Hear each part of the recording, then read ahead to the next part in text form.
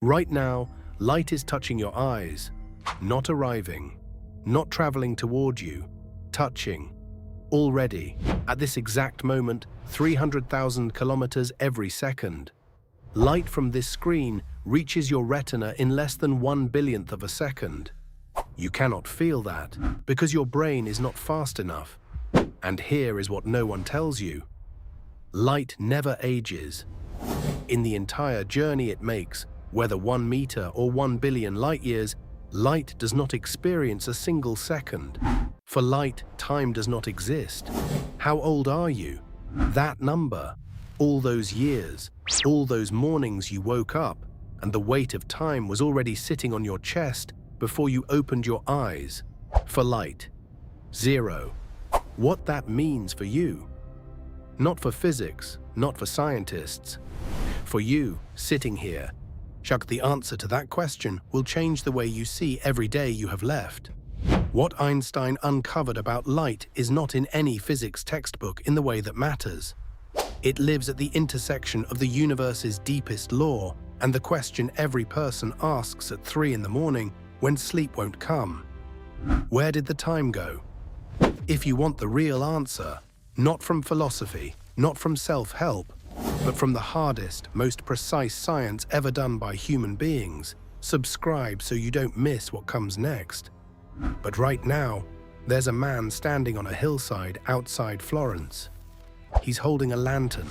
He thinks he can measure the speed of the fastest thing in existence with his own 2 eyes. He is wrong. The way he is wrong is everything. Florence, 1638. Galileo Galilei climbs a hillside in the hills outside the city, and he is not young anymore. His knees ache in the cold autumn air. His assistant waits on a distant hill with an identical lantern, instructions memorized, timing rehearsed, nerves tight. The plan is simple, almost beautiful in its simplicity. Galileo uncovers his lantern. The moment his assistant sees the flash across the valley, the assistant uncovers his own lantern in return. Galileo measures the delay between the moment he sends his light outward and the moment the return flash arrives back. Divide the round-trip distance by the elapsed time. You have the speed of light, the logic is flawless, the execution is perfect, the result is nothing. No matter how far apart Galileo positions the lanterns, no matter how fast his assistant reacts, the returning flash appears instantaneous. The light seems to cross any earthly distance in 0 time. He tries again, farther apart. A different assistant with faster reflexes, different timing methods, same answer. Stop for a moment. Think about what Galileo was actually doing on that hillside. He was a man past 60, with failing eyesight, standing in the cold, trying to measure the fastest thing in existence with a candle and a human brain. That is not failure.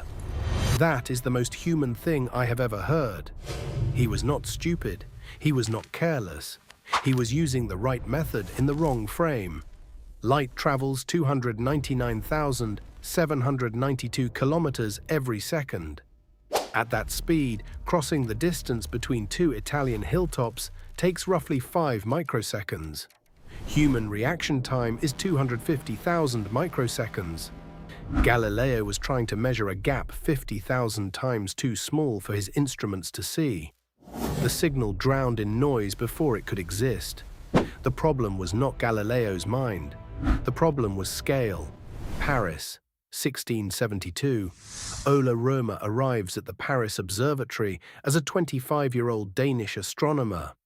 His assignment is almost insultingly mundane. Track the orbital motions of Jupiter's moons, specifically Io, the innermost of Jupiter's 4 large moons, which disappears behind the planet and reappears with such clockwork regularity that astronomers had been using it as a cosmic clock for decades. Time when Io disappears. Time when it reappears. Write it down. Repeat. That is the job. But after months of careful observation, Roma notices something that everyone else has dismissed as calculation error. The timing drifts.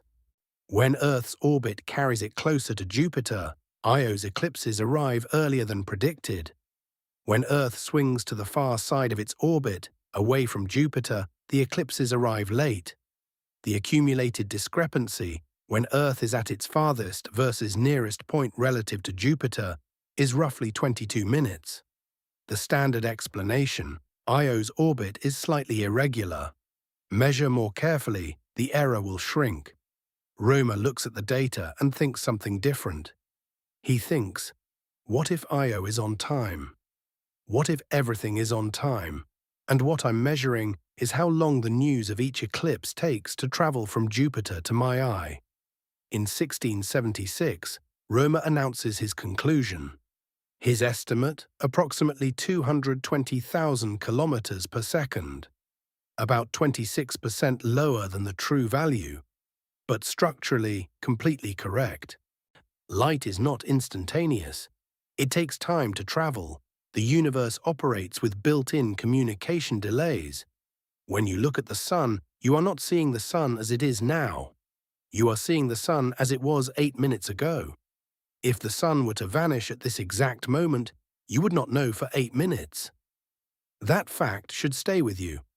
After Römer, the race to measure light's speed with increasing precision becomes one of the great intellectual competitions of Western science. James Bradley, 1728. He discovers stellar aberration. Stars appear to shift position slightly as Earth orbits the Sun, because Earth's motion changes the angle at which starlight enters his telescope, the way rain falls at an angle when you run through it. From this geometry, light speed to within 1% of the modern value. Hippolyte Fizeau, 1849. A toothed wheel spinning at measured speed, a beam of light through the gaps bounced off a mirror 8 kilometers away, returning through the next gap if the wheel spins at exactly the right rate. Elegant, close, Albert Michelson refines these methods over decades, ultimately winning the Nobel Prize, partly for his obsessive, painstaking measurements of light speed. By the late 1800s, the number is locked in, 299,792 kilometers per second in a vacuum. But something unsettling has emerged alongside this precision. This number keeps appearing in the wrong places. James Clerk Maxwell writes down 4 equations that describe all electromagnetic phenomena: electricity, magnetism, light. And embedded in these equations, appearing with no special treatment, requiring no assumptions beyond the equations themselves, is a constant, a speed. 300,000 kilometers per second.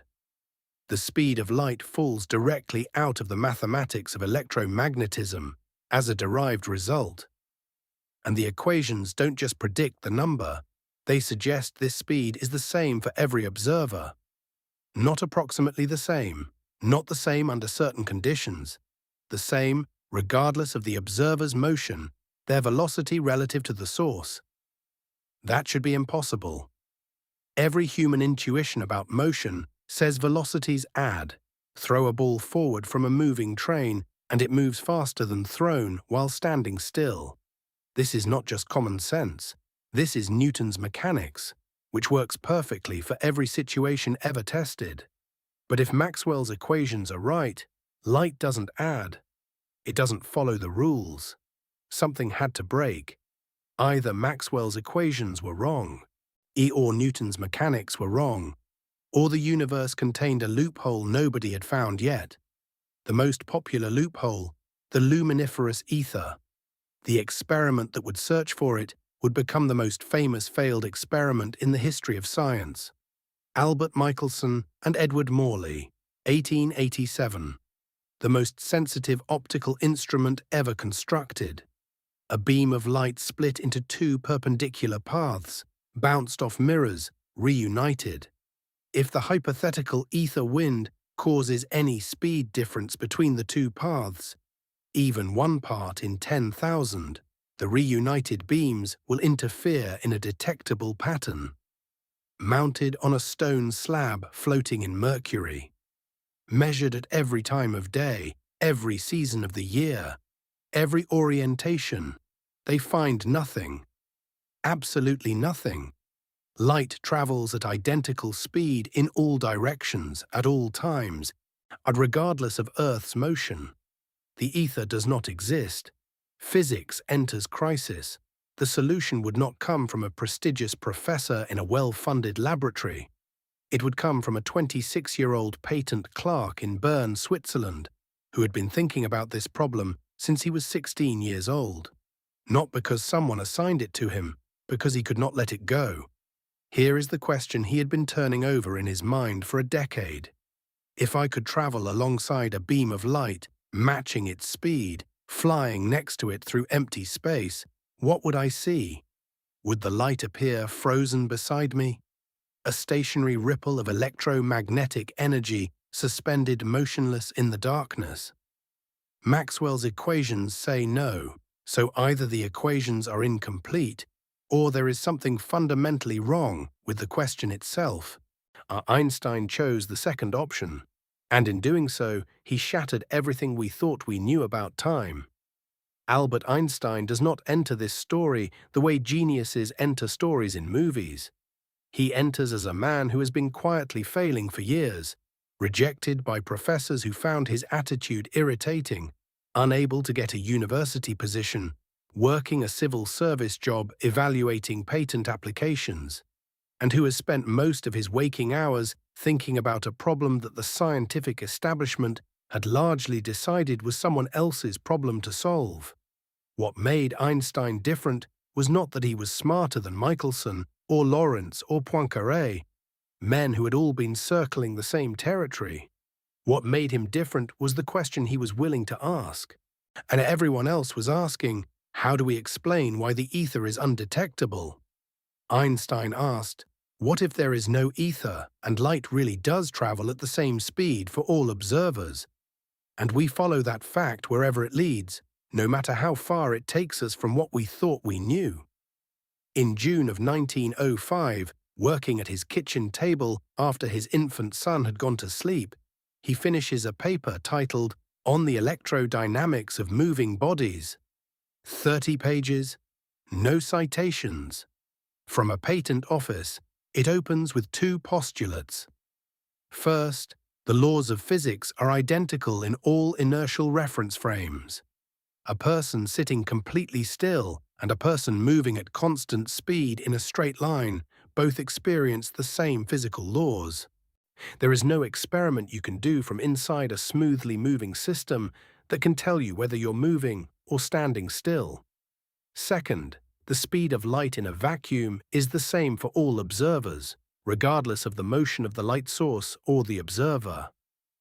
Pause, read that second one again. Regardless of the motion of the observer, you are standing still. A beam of light passes you at 299,792 kilometers per second. Your friend races toward that same beam at half the speed of light. Common sense, and Newton says your friend should measure the light approaching at 449,688 kilometers per second. The light speed plus your friend's speed toward it. Einstein says your friend measures exactly 299,792 kilometers per second, the same number you measured. Despite traveling toward the light at over 100 million kilometers per hour, your friend then reverses, fleeing the light beam at half light speed. Newton says the light should barely be gaining on your friend. Einstein says 299,792 kilometers per second. Still, always, something has to give. When the speed is fixed and cannot change, the things that were supposed to be fixed must become the variables instead. Distance and time, not our measurements of them, not the instruments we use to measure them. Distance itself, time itself. The actual fabric of reality. Einstein showed that space and time are not independent, absolute quantities fixed uniformly throughout the universe. They are interwoven aspects of a single four-dimensional structure, spacetime, and the exchange rate between spatial distance and temporal duration is set by exactly one thing: the speed of light.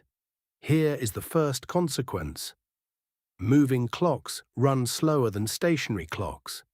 This is called time dilation. It is not a measurement error, not a mechanical effect, not a limitation of our instruments. Time itself passes more slowly for observers who are in motion. The faster you move, the slower your time flows relative to someone standing still. At ordinary speeds, walking, driving, flying, the effect is so small, it is essentially unmeasurable without atomic clocks. A commercial aircraft at 900 kilometers per hour experiences time dilation of roughly 1 part in 10 trillion. You would need to fly continuously for 1,000 years before your watch fell 1 second behind a clock on the ground. But as speed climbs toward light, at 50% of light speed, your clock runs about 15% slower. 1 year on your ship equals approximately 1.15 years back home. At 90%, your clock runs at less than half the rate of stationary clocks. 1 year of your life corresponds to 2.3 years for everyone you left behind.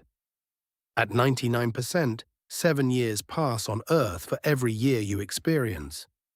At 99.9%, 22 Earth years for every year on the ship. At exactly the speed of light, time stops completely. A photon traveling at light speed experiences zero elapsed time. The billions of years between when a photon is emitted and when it strikes your eye for the photon is instantaneous. No duration, zero. This is not philosophy, this is the physical structure of reality. But here is where you might think, this is interesting theory. Is it real? Let me tell you something you can hold in your hands. Every single second, approximately 10,000 subatomic particles called muons pass through every square meter of Earth's surface, including through your body right now. They are created high in the upper atmosphere, roughly 15 kilometers above your head, when cosmic rays slam into air molecules at tremendous speed. Muons are unstable. Their half-life is 2.2 microseconds, 2.2 millionths of a second.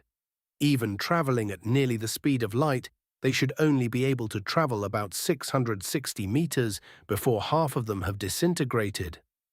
They are created 15 kilometers up. By every calculation without relativity, virtually none of them should survive to reach the ground. But they do. Why? At 99.94% the speed of light, the gamma factor for a muon is approximately 30. Time dilation means the muon experiences its own half-life 30 times more slowly relative to us. What we measure as 50 microseconds of travel time, the muon experiences as less than 2 microseconds. Well within its half-life. It survives. Right now, as you sit here, muons created in collisions 15 kilometers above your head are passing through you because Einstein was right about time. That is not metaphor. That is the physics of your body at this exact moment. And then there is GPS. GPS satellites orbit at roughly 20,000 kilometers altitude, moving at about 14,000 kilometers per hour. Their velocity causes time dilation. Their clocks run about 7 microseconds slower per day than clocks on the ground. Being higher in Earth's gravitational field adds a competing relativistic effect. The net result, satellite clocks gain about 38 microseconds per day relative to ground clocks. Uncorrected, GPS position errors would accumulate at roughly 10 kilometers per day. Your phone would be useless within hours. Every GPS device in the world uses exact relativistic corrections taken directly from Einstein's equations. Not approximations, the exact equations. Every time you navigate somewhere, you are using a technology that would not work if Einstein had been wrong. He was not wrong. And then there is E equals mc squared. Everyone knows this equation. Almost no one knows what it really says. It does not say nuclear weapons work. It says something far more radical. Mass and energy are the same thing, not related, not interchangeable under special circumstances. The same. Two expressions of a single underlying reality, or separated only by the conversion factor c squared. 1 kilogram of matter, if completely converted to energy, approximately 90 quadrillion joules, more than the annual energy consumption of most countries. The Sun converts about 4 million metric tons of mass into energy every single second. It has been doing this for 5 billion years. It will continue for approximately another 5 billion. All of that contained in a single equation, which would not exist if the speed of light were not the fundamental conversion factor between space and time. Here is what Einstein actually discovered. The speed of light is not a speed limit for light. Light simply happens to travel at this speed because photons are massless, and massless particles can only exist at this one specific velocity. They cannot slow down, they cannot speed up. They are either moving at c or they do not exist. What c actually is the speed of causality, the maximum rate at which any cause can produce any effect anywhere in the universe. The speed at which the universe updates itself, the fundamental tempo of reality, not named for light, not belonging to light, a property of spacetime itself. And once you understand that, once you sit with the fact that this speed is the maximum rate at which reality can update itself, the question becomes terrifyingly personal. If this is the speed limit of the universe and humans want to cross the distances between stars, what can we actually do about it? What has every generation since Einstein built to push against this wall?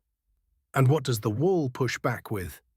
In 1977, humanity launched 2 spacecraft, Voyager 1 and Voyager 2. They are still moving. Right now, as you read this, both of them are hurtling through interstellar space, beyond the heliopause, beyond the outermost edge of our sun's magnetic influence, in the deep dark between stellar neighborhoods. Voyager 1 is the farthest human-made object in existence. It has been flying for over 47 years without stopping. Its current speed, approximately 17 kilometers per second, 17 kilometers every second.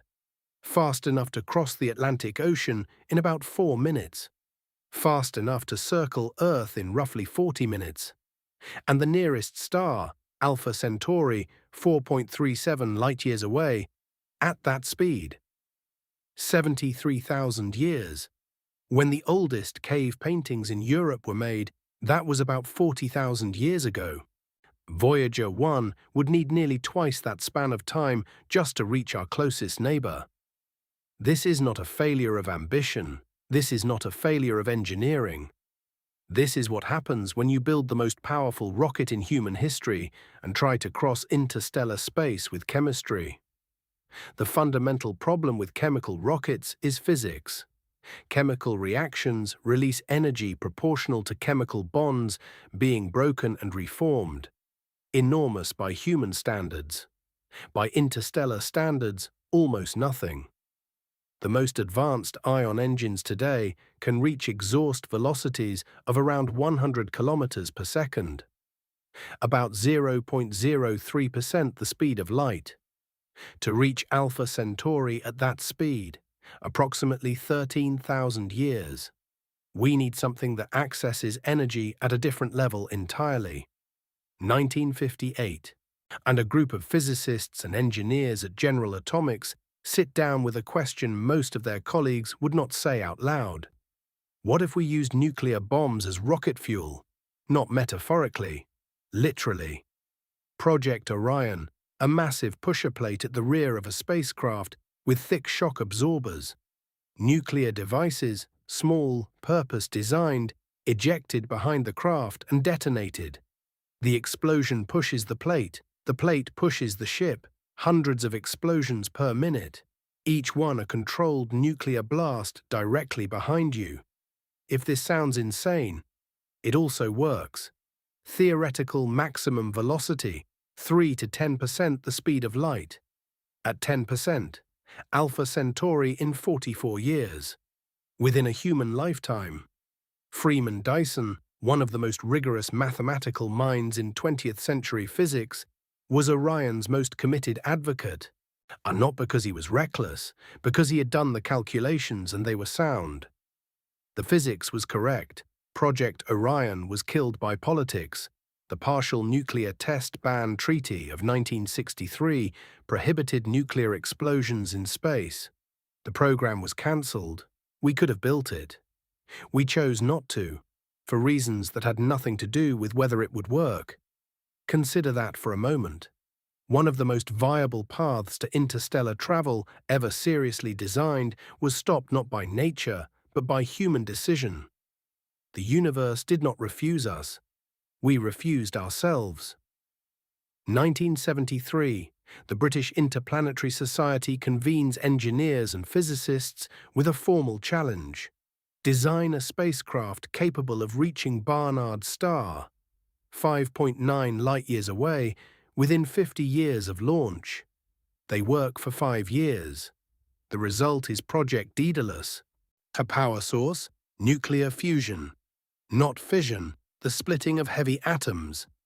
Fusion, the fusing of light atoms, which powers the sun. Specifically, helium-3 and deuterium, triggered by electron beams inside a magnetic confinement chamber. Small fuel pellets, roughly marble-sized, ignited at 250 per second. Each detonation producing precisely directed exhaust plasma. Sustained over 2 years of powered flight. Final velocity, 12% the speed of light. At 12%, Alpha Centauri in 36 years of Earth time. Start at 30 years old, arrive at 66. Within a human lifetime, a real one, not a hypothetical one. But Project Daedalus requires 50,000 metric tons of helium-3 as fuel. Helium-3 is extraordinarily rare on Earth. The Moon has more, deposited by the solar wind.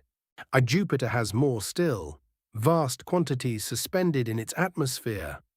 To fuel a single Daedalus-class ship, mine the atmosphere of Jupiter at industrial scale, build orbital infrastructure, processing facilities, transport systems, an entire interplanetary supply chain that does not yet exist. The technology is correct. The civilization required to deploy it is not yet ours. April 2016. On a stage in New York, Yuri Milner stands alongside Stephen Hawking and announces $100 million for a research program called Breakthrough Starshot. The concept is different from everything before it. Instead of carrying fuel on board, leave the energy on Earth. Build a ground-based laser array generating 100 gigawatts. 100 large nuclear power plants focused into a coherent beam. The target, a light sail. A sail only a few hundred atoms thick, measuring a few meters across.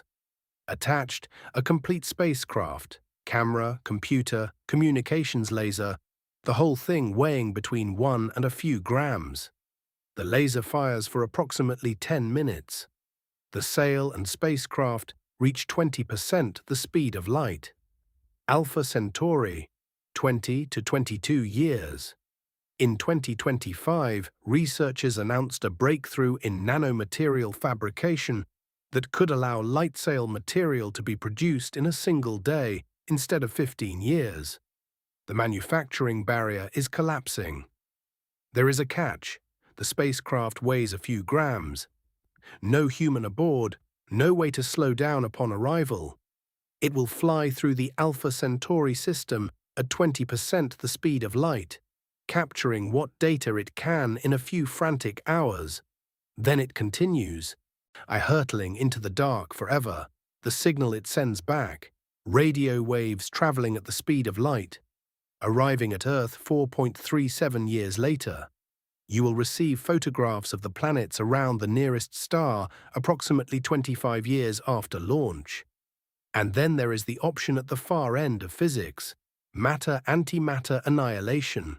When a particle of ordinary matter meets its antimatter counterpart, both are completely destroyed. 100% of the mass converted to energy. E equals mc squared, fully cashed in, nothing held back. The energy density of antimatter fuel is roughly 1,000 times greater than nuclear fusion and millions of times greater than chemical propellants. With a sufficiently advanced antimatter drive, theoretical maximum velocities 70 to 90% the speed of light. At 90%, time dilation factor 2.3. 1 year on the ship equals 2.3 years back home. The center of our galaxy, 26,000 light-years away, reachable in approximately 20 years of ship time. The Andromeda Galaxy, 2.5 million light-years distant, approximately 28 years of ship time, within a human lifetime. The problem, the Large Hadron Collider at CERN produces approximately 1 nanogram of antihydrogen per year, 1/1000th of a gram. A functional antimatter rocket would require metric tons. The estimated cost to produce 1 gram of antimatter with current technology, $62.5 trillion. The antimatter answer exists. The physics is correct. The barrier is not nature. The barrier is the gap between what a young civilization can do and what a mature one could. Set aside the technology. Set aside every practical constraint. Because here is where the question stops being about engineering and starts being about you. We have been talking about probes, nanograms of spacecraft, signals sent back across the void over decades. The original question was different. How far could a human travel in one lifetime? Not a robot. You. And what physics tells you about that answer is something no science fiction film has ever quite captured. Because it is simultaneously the most expansive and the most devastating thing the universe has ever said to anything capable of listening. Set aside antimatter. Set aside everything we cannot build. Suppose we could build a ship capable of sustaining 1 g of acceleration. The same gravitational pull you feel sitting in your chair right now. Enough to keep a human body functional. Enough to feel like floor beneath your feet. Accelerate at 1 g for the first half of any journey. Decelerate at 1 g for the second half. Arrive gently, standing upright, as if you never left Earth. With 1 g of constant acceleration, you reach 99% the speed of light in about 1 year of ship time. Then time dilation takes over. And here is what becomes possible. The nearest star system, Alpha Centauri, 4.37 light-years away. Ship time, 3.6 years. Earth time, approximately 6 years. You leave at 40 years old. You arrive at 43. Your children have aged 6 years. The gap is survivable. The center of our galaxy, 26,000 light-years away. Ship time, approximately 20 years. Earth time, 26,000 years. You leave at 40 years old. You arrive at 60. You have spent 2 decades on a ship full of thought and memory and change. On Earth, the year is approximately 28,026. Whatever civilization existed when you left, gone. Not diminished, not changed, gone. Thousands of generations have lived and died. Every building you ever saw has turned to dust. Every person you knew has been dead for hundreds of centuries. You are 60 years old. You set foot on a world 26,000 years into your future. Andromeda. The nearest major galaxy, 2.5 million light-years away. Ship time, approximately 28 years. Earth time, 2.5 million years. Leave at 40, arrive at 68. The human species has been on Earth for approximately 300,000 years. You have traveled 8 times the entire span of modern human existence.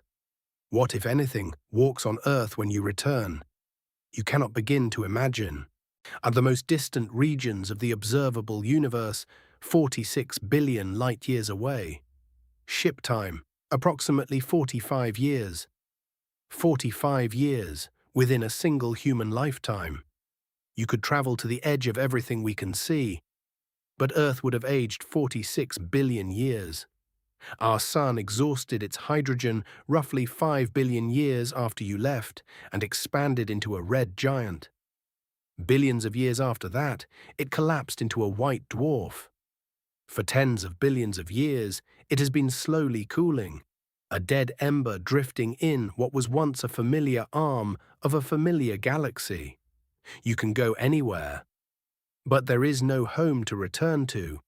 Let me make this personal in the only way that matters. You have a child. Maybe they are 10 years old right now. Maybe they are 20. Maybe they are still just a hope you carry. You step onto the ship. You accelerate toward the center of the galaxy at 1G. You spend 20 years making the journey, reading, thinking, watching the universe compress ahead of you into a ring of distorted starlight, aging normally, feeling your own heartbeat, celebrating birthdays. You turn around, 20 more years. You decelerate. You land. Your child has been dead for approximately 52,000 years. Not old. Dead for 52,000 years. As distant in time from the moment you left as the earliest cave paintings of Europe are from today. Time dilation is not a gift. It is the currency the universe charges for distance. Every kilometer you claim, you pay in the time of the people you left behind. The mathematics does not negotiate. The physics does not make exceptions. The universe does not grant dispensations for love or loyalty or grief. It simply counts. And there is one more thing, not a barrier you crash into, something quieter and in some ways more final. The universe is expanding, not in the sense that galaxies are flying through space away from each other. Space itself is stretching. The fabric of the cosmos inflating, carrying everything embedded in it gradually farther apart. And this expansion is accelerating, driven by something physicists call dark energy, a property of space whose nature remains entirely unknown, representing roughly 68% of the total energy content of the universe. The result, galaxies beyond a certain distance are receding from us faster than light can bridge the gap. These galaxies have already crossed our cosmic horizon. We can still see the ancient light they emitted billions of years ago. But no signal they send today will ever reach us. They are gone. And the horizon is not static. In roughly 100 to 150 billion years, nearly every galaxy we can currently observe will have crossed beyond our horizon. The astronomers of that era, if anything capable of astronomy still exists, will look up at a sky almost entirely empty of galaxies. They will have no evidence of the Big Bang. The cosmic microwave background will have been redshifted into frequencies too low to detect. They will never know what we know right now. We are living in the golden age of the observable universe. Right now, at this precise moment in cosmic history, we have access to more of the universe's structure, history, and scale than any observers will ever have again. The evidence is here. The ancient light is arriving. The full canvas is visible. And most people, on most evenings, do not look up. So the universe imposes its limits. The horizon closes. The distances are unbearable. And yet, Galileo climbed that hillside with a lantern. Why does any human being try to touch something this far beyond reach? The answer to that question is not about physics, it's about what we are. In 1865, Jules Verne wrote a novel about a journey to the moon. Human beings at that time still got around primarily on horseback. Steam trains were a recent innovation. The internal combustion engine did not yet exist. Verne wrote the book anyway.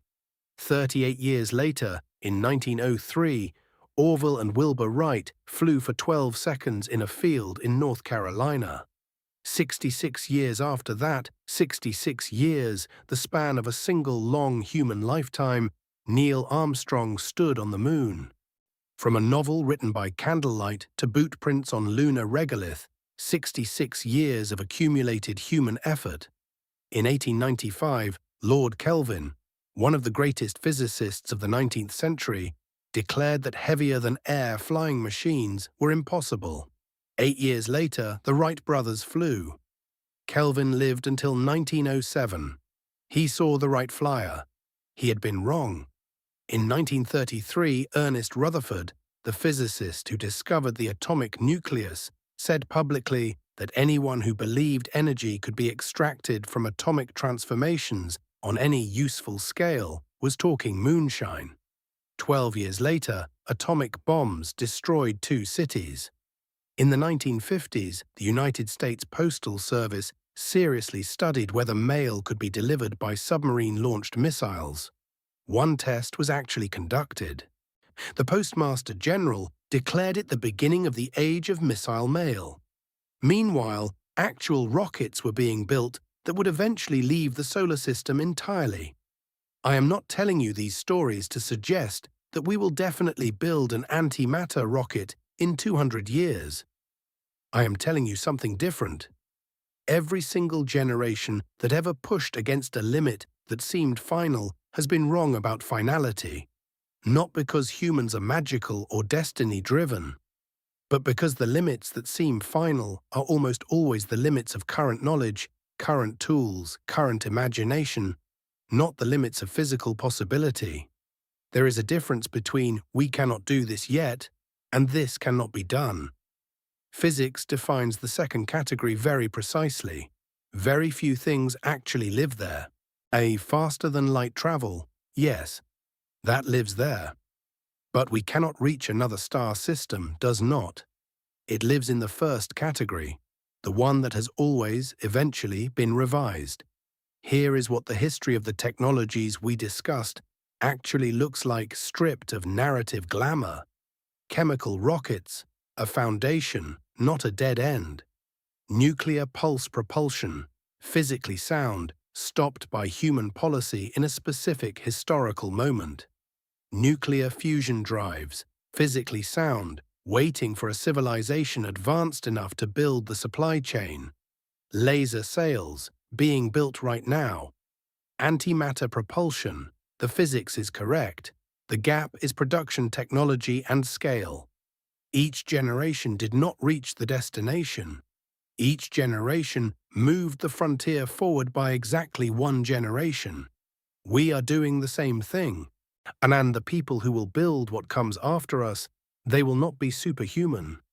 They will be the children of people like us, who were taught by people who were standing on hillsides with lanterns trying to catch light. But there is a more immediate question. Not for future generations. For you, here, now.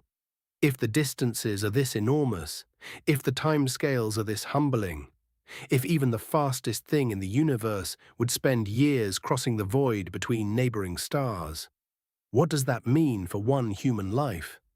What does it mean to exist in a universe whose scale makes every human ambition look like a candle held up against the dark? Here is what I think the physics is actually telling us. Not what we cannot do, what we are. The light reaching your eye from the star Deneb, one of the brightest stars in the northern hemisphere sky, left that star approximately 2,600 years ago, the year 600 BC, roughly, when Cyrus the Great was building the Persian Empire, when Confucius was teaching in China, when the Parthenon was still 200 years in the future.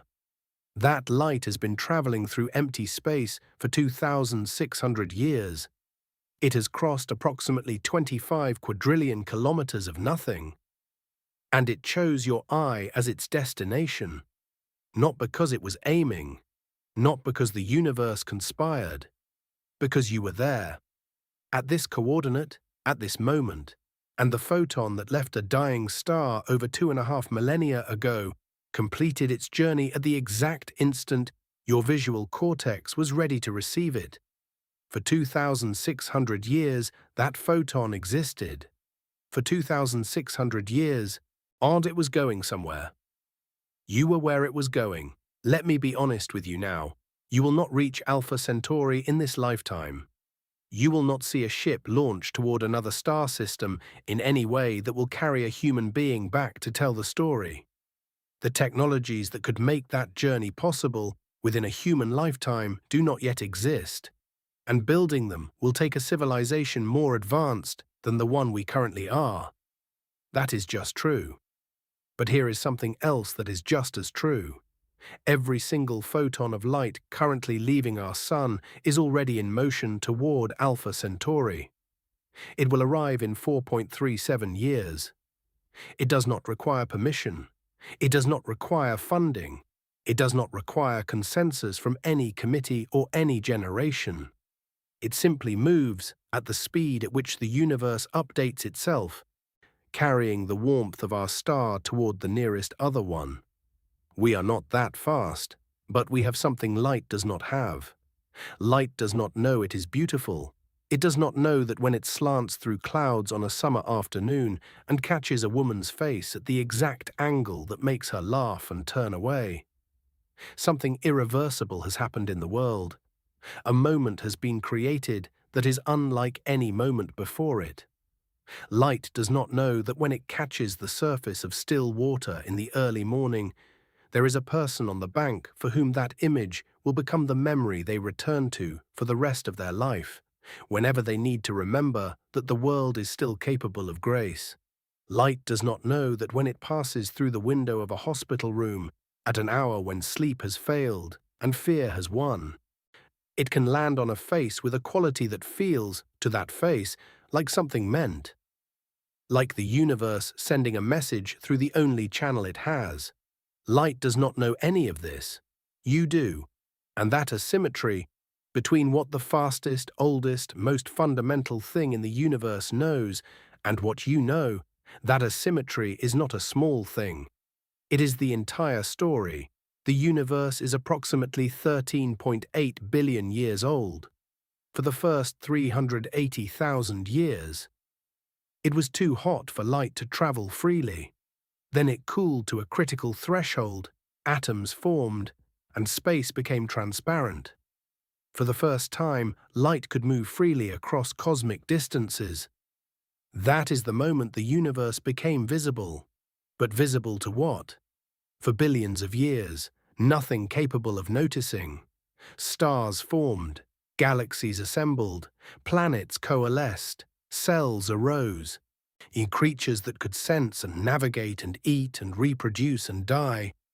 And then, very recently, in the last thin sliver of cosmic time, an eye blink of 13 billion years, something appeared that could do something no star, no galaxy, no force of nature had ever done.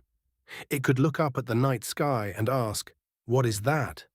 Not just react, not just navigate. Ask. Demand to understand. Build instruments and equations and machines and stories, all in service of the same unanswerable but unignorable drive, to know what the universe is made of and why it is here. You are that thing. You are not standing outside the universe looking in. You are the universe looking at itself. The carbon in your cells was made in the nuclear furnaces of stars that burned out billions of years before Earth formed. The iron in your blood was scattered across space by supernova explosions that predate our sun. You are, quite literally, assembled from the debris of cosmic events, held together temporarily in a configuration that has developed the remarkable capacity to be aware of this fact. You are 30 years old, or 40, or 50, or 60. You have spent some of your years well, and some of them in ways you wish you could revise. You have felt time moving faster than you expected. You have noticed things in your body and your life that signal the passage of years in ways that used to seem abstract. The universe knows nothing of this. The muons passing through your body right now, 10,000 per second, do not know you are there. The light from 100 billion galaxies washing over Earth tonight does not know this planet carries something capable of receiving it and caring about what it received. Only you know that. And in the mathematics of everything, In all the physics we have traced from Galileo's lantern, through Einstein's kitchen table, through CERN's underground ring, there is no equation for this, no quantity for the experience of standing under a night sky and feeling small and vast at the same time. No unit for the specific weight of the realization that the light you are seeing left its source before you were born and arrived here in time for you to see it. Physics can tell you everything about how the light travels. It cannot tell you why it matters that you are there to receive it. That part is yours. The speed of light is not a cage. It is the frame inside which the painting exists. Without a speed limit on causality, there is no coherent sequence of events. There is no cause that reliably precedes its effect. There is no memory, because memory requires the past to be fixed, to be truly over. There is no decision, because decision requires an open future. There is no meaning, because meaning is made in the gap between what happened and what comes next. And a universe without causal order has no gaps. The constraint that keeps you from the stars is the same constraint that gives you a past worth remembering and a future worth choosing. The wall is the foundation. Somewhere in the observable universe, at this exact moment, photons of light are arriving at places that have never had anything to receive them. They land on the surface of dead planets, on the outer envelopes of red dwarf stars, on the slowly dissolving remains of star-forming clouds in empty galaxies. They arrive, they are absorbed, and nothing happens in response. No awareness, no sensation, no recognition. The light does not mind. But consider what it would mean. What it does mean, here, on this one small warm planet, for light to arrive somewhere that notices, somewhere that looks up, somewhere that wonders where it came from and what it means that it traveled so far to land precisely here, precisely now, in the eyes of something capable of being grateful. The universe made the rules. The rules are severe. The distances are merciless, and the speed of light is absolute, and the horizon of what we can reach is written into the geometry of space-time itself. And inside all of that, inside the most constrained, limited, brief and tiny corner of an incomprehensibly vast existence, something opened its eyes and thought, "This is worth understanding. That was you. That has always been you. Light doesn't know it's beautiful. Only you do. And that is why the universe needs you to exist.